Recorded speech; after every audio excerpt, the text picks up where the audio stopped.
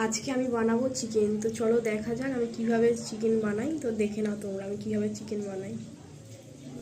এখানে পেস্টের জন্য নিয়ে নিয়েছি আদা, রসুন, কাঁচা লঙ্কা, এখানে দিয়েছি শুকনো লঙ্কা, দিয়ে মশলাটা পেস্ট করব। এখানে টক দই, নুন, হলুদ, লঙ্কার গুঁড়ো, জিরের গুঁড়ো সব কিছু দিয়ে সর্ষের তেল দিয়ে নুন দিয়ে মাখিয়ে ম্যারিনেট করে রেখেছি। এখানে আমার আলুটা লাল লাল করে ভাজা হয়ে গেল।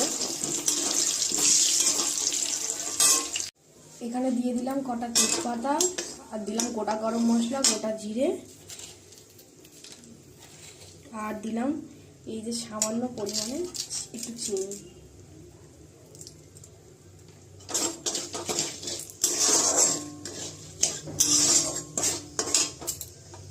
আর একটু তেল লাগবে, আর একটু তেল দিয়ে দিলাম।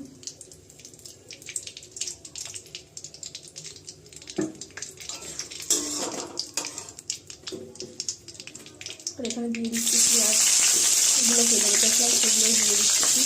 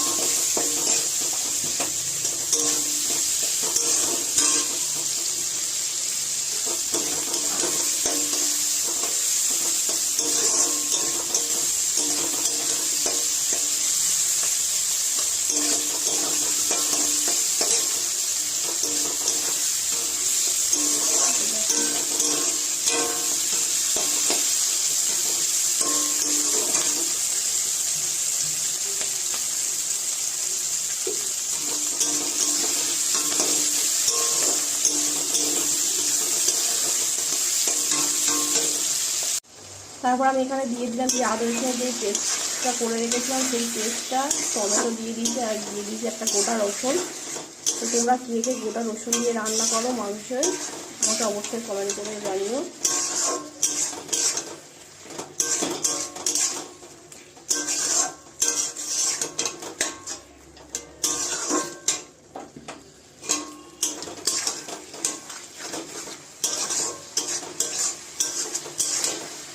আমি এইবারে মশলাটা কষিয়ে নিচ্ছি।